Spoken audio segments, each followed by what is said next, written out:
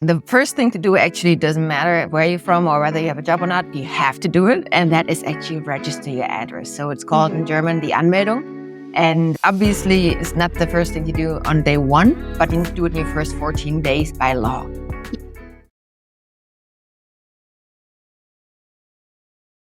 Welcome to the Home Abroad podcast. I'm thrilled to have two amazing guests with us today.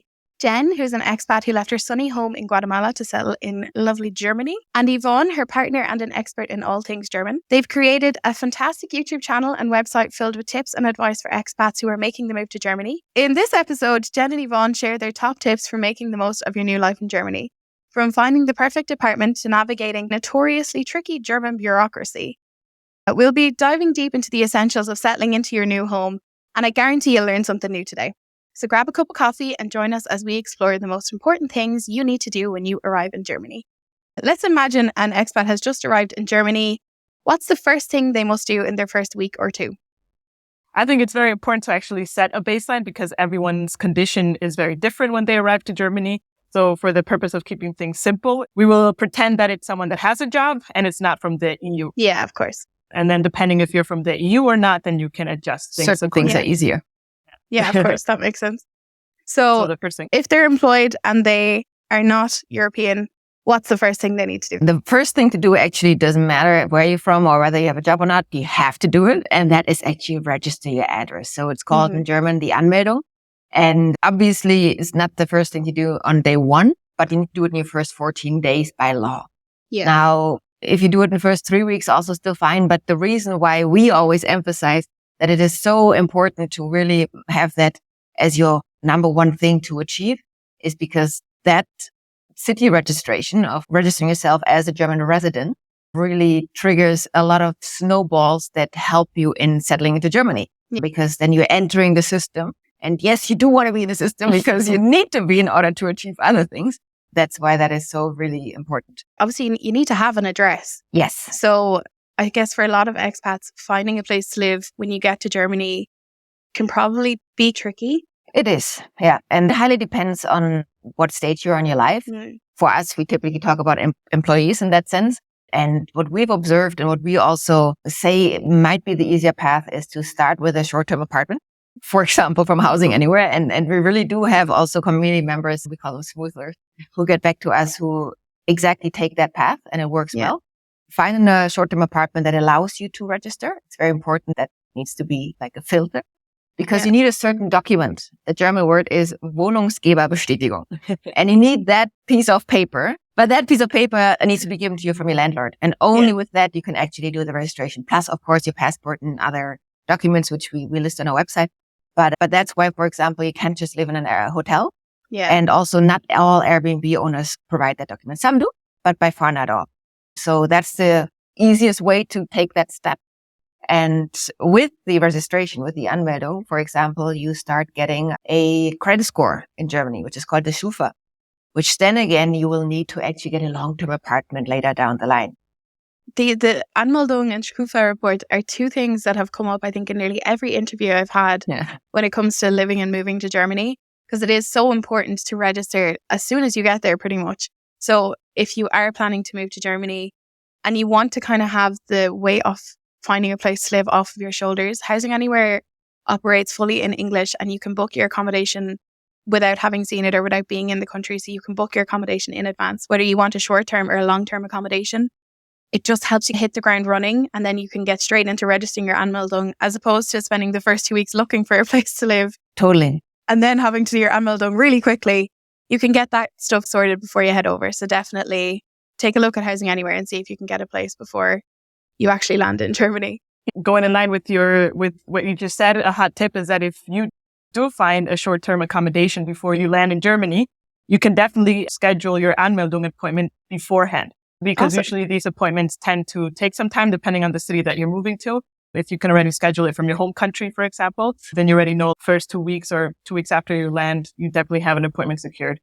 So that was actually going to be my next question was how long does it usually take to get an appointment? But I didn't even realize that you could schedule it in advance. That's deadly. You need to, yeah. And from our experience, at least here in Düsseldorf, where we are based, the appointments usually get opened 2 to 3 weeks in advance. So you can't really do it that much earlier, Okay. but you can maybe do it in your last week before you leave. and you have to be persistent to get that appointment, because obviously there's not an abundance of them, but it's possible. We recently did it ourselves after we moved. And on a Sunday afternoon noonish was the best time to actually find open appointments to book, not to go, but like to find it online. Okay, so book it on a Sunday afternoon. Yes, that's good. At least that was our real life experience. Yeah. And then I presume they're just open Monday to Friday. Correct, yeah. Okay, so they're open Monday to Friday, and then you would advise booking on an afternoon, booking on a Sunday afternoon. That is just what we experience in Düsseldorf. We cannot say whether that works anywhere else in Germany. It's worth a try. It's worth a shot. It's either early mornings, just keep on pretty much try everything that is available, and at some point you'll find an appointment. Yeah, of course. Because it's kind of like booking flights, isn't it? Like the prices for flights vary depending on the day that you book them. So yeah, good advice. Book on a Sunday afternoon if you can. And if you're also able to try and book your Aanmeldung in advance of actually going to Germany, it will save you a lot of hassle. So then one of the other really important priorities when you're moving to any new country is figuring out what kind of insurances you need. Specifically in Germany, what kind of insurances do you guys recommend expats get? So I think there are two. I would say there's one mandatory insurance that you need to have regardless of anything, and that is a health insurance. Yeah. So a lot of actually internationals, when they move to Germany, they have what is called an expat insurance, or an income insurance is the other one, right? Oh, travel insurance. Travel insurance, which allows you to apply for the visa. However, when you are in Germany, you need to have, let's call it proper, in air quotes, health insurance, which is actually an insurance that allows preventative care and other aspects that is provided by a German company. And these you can choose between a private health insurance or a public health insurance. Choosing is not an option. Yeah, there are some caveats, of course, but those are the two available. Yeah. It's a bit of a complicated topic, and I think that's an episode in its own. It's quite in-depth. Yes. However, we have in our website, we have a detailed guide comparing both. So that is the mandatory insurance. Everyone needs to have by law health insurance in Germany. And then another one that a lot of newcomers here, a lot of Germans say it's the private liability insurance, which in German, you can pronounce it better than I can. Haftpflichtversicherung. Beautiful. Beautiful. And that one, it's actually very recommended to get because 80% of Germans have it, which means the example that I got both from Yvonne and a lady at the bank is that let's say you cause an accident or you hurt someone's property. In Germany, you are expected, obviously, to cover the cost of whatever damage you cause. And a lot of the times, actually, if it's a really big accident, the damage might make you bankrupt because it's in the thousands or even sometimes hundreds of thousands of euros. So that's where private liability insurance kicks in, which is super inexpensive. I would say it's as cheap as a monthly beer. I think some contracts are as cheap as €3.50, which is not bad. Yeah. So definitely a very high, recommended insurance, not a mandatory one, but it gives you peace of mind, I would say. And then, we are in the land of insurances. This can go on and on and on so much so that we actually also have a guide and a video on the must-haves versus the nice-to-haves, because depending on if you have a car, of course, you need an insurance for that mandatory. So it goes on a little bit on the living circumstance. If you have a dog, you also need liability for the dog. So it goes on and on, but that's why we go more detail into the must and the nice-to-haves, depending on your living situation and depending, you know yourself best, what situations you are prone to getting into or how much security you like or not. Because at the end of the day, if you want insurances, you're in the country of heaven to get them. Yeah.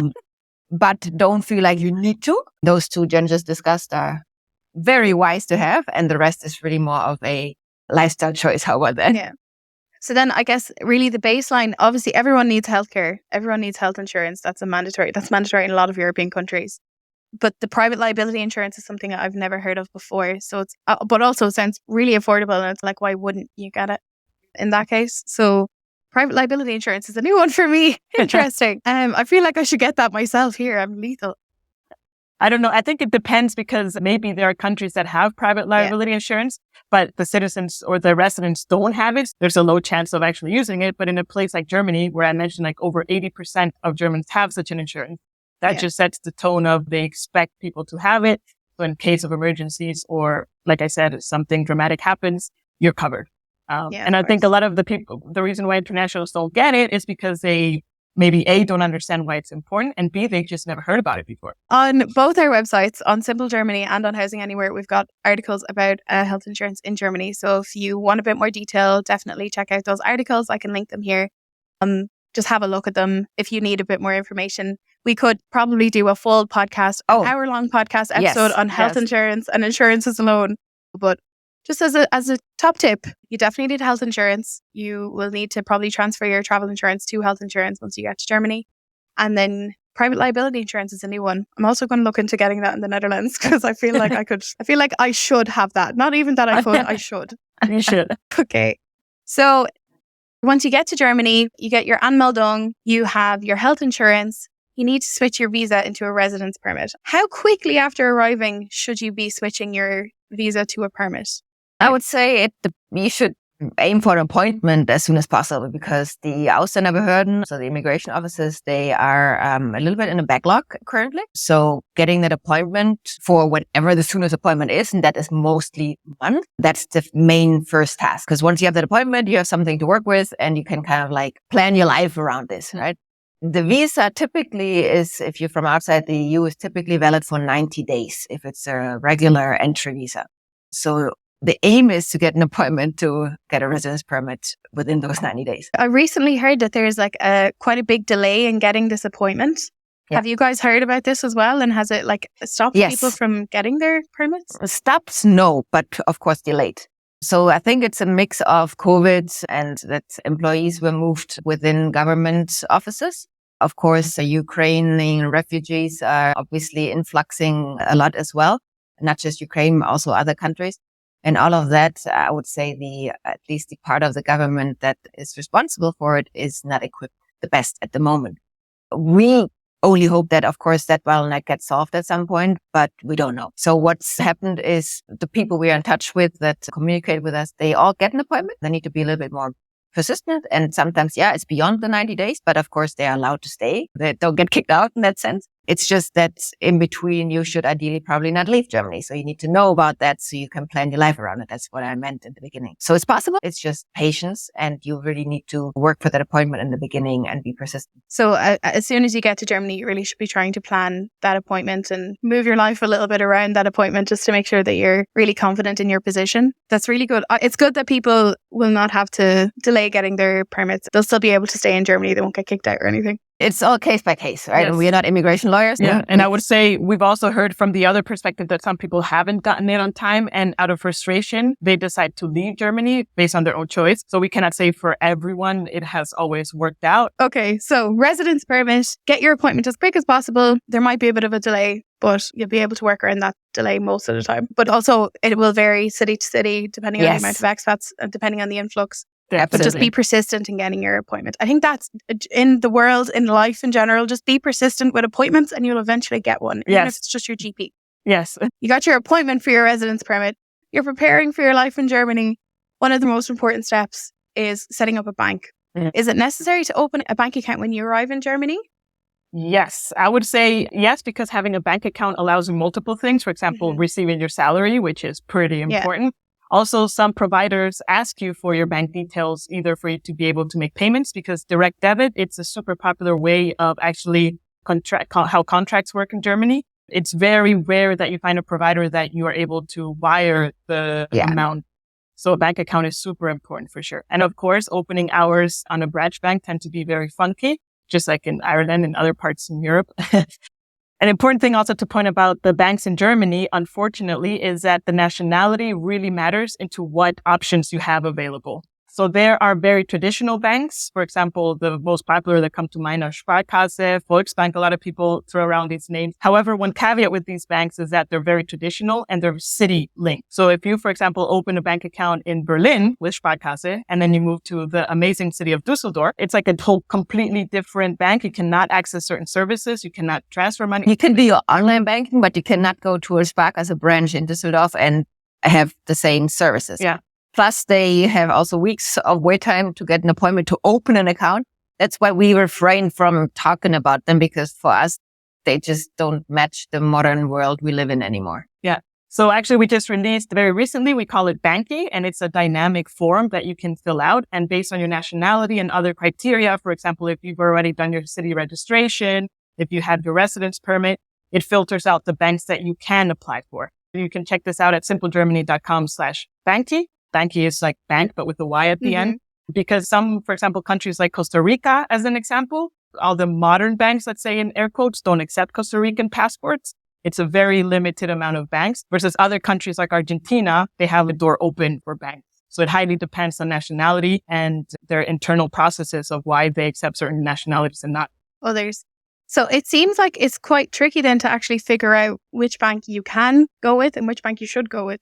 So I'm going to link the Banky forum because I think it will be really helpful for expats going to Germany. It sounds like it's honestly more complicated than I thought it would be to set up a bank. It depends highly, like Jen said, on where you're from. And if you're from Ireland, no problem. Like you really have the choice. First in our guide, we were listing and comparing the features of the bank and whether they're free and what options they have and consumer focused.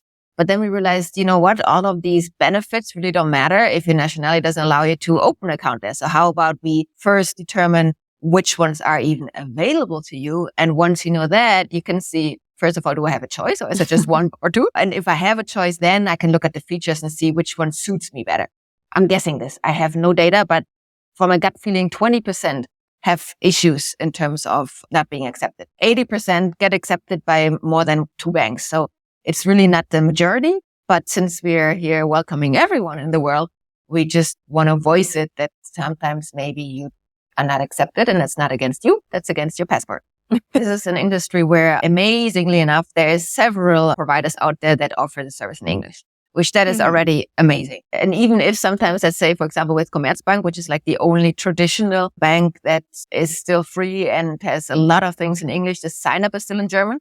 We help out with that, but it exists, you know, whereas there are other also insurances, there are providers in English. There are other areas which we'll touch later, that it doesn't exist. It's just in German. It's so frustrating. Yeah. So it's kind of the same thing here that there's so many like bureaucratic things that are not in English. And I understand it because it's not the native language of this country. But you don't really know what you're getting into a lot of the time. For it to not be your first language and trying to sign up to administrative and bureaucratic things, it can be a bit of a mind boggle. So also, if you have German friends, reach out to them, ask them for help. I find at least my Dutch friends are really helpful with these kind of things. Yeah, even your employer, like your supervisor, because sometimes you might not have friends yet at this stage. Yeah. So just don't be shy to ask for help. Yeah, ask for help. Reddit is also a great place to ask for help. I love Reddit. That's true. I don't know if I would upload my contract there, but at least some text, of course, that should you can recruit some help there. Yeah, maybe don't upload any official documents to Reddit, actually. Disclaimer, don't upload official documents. But it's a great community there in Reddit, for sure. Yeah, I agree. Really helpful. So one thing that you mentioned earlier was that there's a really big delay to get a bank account. Is this year round? No, a delay. There is no delay in getting a bank account. Oh, sorry. Maybe what I was referring to, that the opening hours of the banks, if you want to go to a branch, they have funky opening hours. And that in very traditional banks like the Sparkasse, they take actually months to give you an appointment to open the bank account. 2 or 3 weeks. Okay, 2 or 3 weeks. In traditional banks, it can take weeks to months, like Sparkasse. The banks we list, they are all more or less easy to open if you get accepted. I would say all of the ones that we list, you can do it online. So you don't need to go to a physical location to book an appointment to open a bank account. You can do it immediately from your computer with the internet. That's very good. When I was moving here, there was a really big delay only in September because a lot of international students are trying to get their banks. So you were talking like weeks and weeks, like 6 weeks. Oh, wow. To get an appointment. And because you have to go in and show your even I had to do it. I had to go in and show my passport before I could open the account. To verify your identity. Even I, European citizen. Well, you do still have to show your passport no matter where you're from to identify yourself. Yeah? Yes. Here in Germany, you need to verify your identity before the account is open. And a lot of them provide ID Now, it's called. And it's really like a video call with your phone. But additional to that, Commerzbank, which is a traditional bank that we also recommend there, you can go and identify yourself, but you don't need an appointment for that. Yeah. So you can just show up at the branch and just do it there. Yeah. Awesome. So I guess the main tip I have, or the main tip we've collected here for banking is to actually go onto Simple Germany's website and use the Banky form to figure out what bank you need. And if you want more information on banks in general, you guys definitely have content on it. We have content on it. So there's plenty of resources out there to find out more information. Definitely check it out. One question I have on a more personal note, because I am a big Revolut advocate. I love Revolut. Okay. Because I think N26 is quite big in Germany as well. Yes. Is it possible to use an online bank as your main bank, or should you set yourself up with a proper bank? Totally possible. I mean, N26, like you said, is, I'd say, the kind of like the leader in mobile and international, like English speaking banking in Germany, and works perfectly fine as a main day-to-day account. And then down the line, maybe have a second one. I always recommend not just having one, just because of managing your finances a little bit. Yeah. And Revolut exists also in Germany, and to be honest, is the savior for certain nationalities, because it sometimes is the only option. It doesn't have a German IBAN, like a German banking number per se, Yeah. Okay. but it is a European one, which works well enough. And then once you have, let's say, your residence permit, because sometimes you do need that to open then a Commerzbank account, for example, then after you've been here a few months, got that residence permit, then you have more options. I would say that N26 by far is the most popular online banking, and Revolut, and there's a few competitors. There's Vivid, Money, there's Tomorrow, and Revolut, and they share a little bit the same market share, so they're not as popular, but people use them. Yeah. One of the most important steps, especially if you're working from home, is internet. So whether you need it for work or study or just keeping in touch with home, everyone's going to need internet. What is the process of setting up internet in Germany? As Yvonne mentioned before, internet and mobile SIM providers, they're the one industry, which I still don't understand until today, the one industry that they have no information in English. Everything you see online is in German, which I still don't understand why. So because of that, they tend to be a little bit more intransparent for us non-native German speakers, because it's very overwhelming. It seems like there's 1,000 options. It's very confusing at times. Not just for non-German speakers. It's a very intransparent market in Germany per se. How about that? But once you figure it out, it's pretty easy actually to get internet. I would say one thing that is different, for example, from my home country, Guatemala, is that depending on whether the line needs to be installed in your new home or whatnot. Because let's say you have a house and it has a certain internet provider line, but you hire a different one, they need to adapt that line to themselves. Okay. That might take some weeks to get the appointment for that to happen, for example. Okay. But so it highly depends. We've had the case here. We needed a different line in the new apartment that we moved in, and that appointment happened in 5 days. Yes, that was quite fast. However, from past experience, I've had to, before when I was single, like this is also years ago, right? I had to wait like 2 or 3 weeks for the appointment.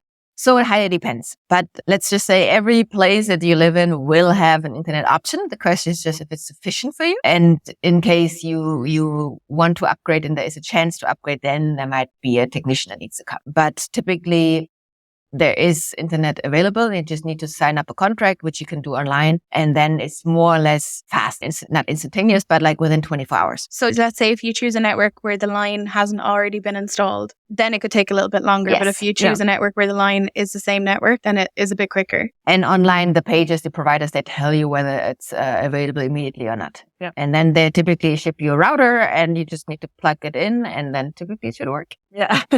Typically.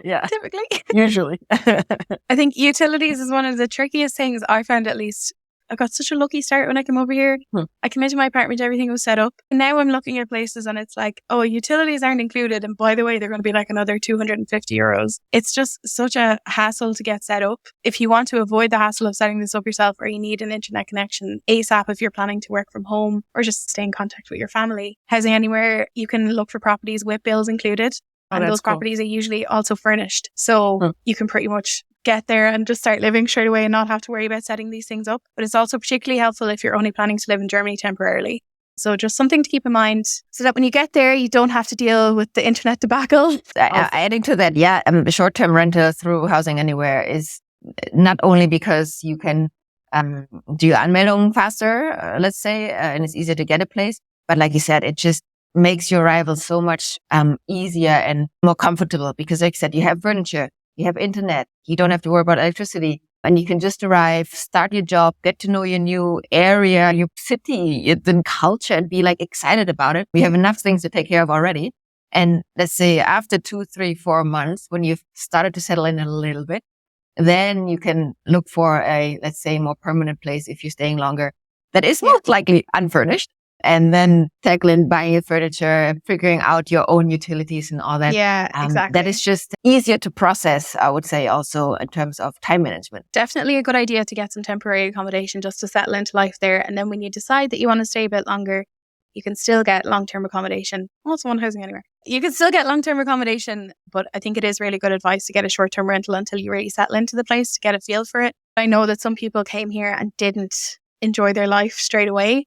And even after a few months, they weren't really warming up to it and they left, but they had a nightmare getting out of their contracts. It's actually really good advice to get some short-term accommodation, feel the vibes, and then decide if you want to stay. Yeah, also feel the vibes, feel the city. Exactly, because you might think, oh, this neighborhood is super cool, and you don't like it, or, you can definitely explore a lot more and not be tied directly in. Whatever city you're planning to move to, we cover a lot of German cities, and on our website, we actually have neighborhood guides for those cities. So if you're unsure of what neighborhood, even just to temporarily live in, do check out those articles. I've also written some of those articles, so I really appreciate the views. But it's just really handy to get an idea as to what the areas are going to be like before you get there. Totally. Yeah, awesome. Guys, this has been so informative. Thank you so much. I feel kind of like I'm in the company of famous people. Because you guys just have so much knowledge about Germany. You're really like the go-to for expats who are moving over. Thank you so much for taking the time to speak to me. It was great to have you here. We covered everything in this episode, from Aanmeldung to insurances to your residence permit, your bank, your internet. We've covered all bases, I think. So if there's any more questions you have, be sure to reach out to Simple Germany, or you can reach out to Housing Anywhere. And also check out our websites. We have plenty of information on every possible topic an expat moving to Germany could think of covering. And we'll definitely be able to help you make that journey a little bit easier. Thank you so much for your time. Thank you so much for having us, Ellie. Thank you. Very nice to meet you. Guys. Bye. Thank you for joining this episode of the Home Abroad podcast. Coming up on the rest of this season, we're going to talk about enrolling in university in Germany, how to get a job in Germany, and what it's like living with German housemates. If you want to keep up to date with our latest episodes, be sure to subscribe, and don't be afraid to give us 5 stars. It means a lot.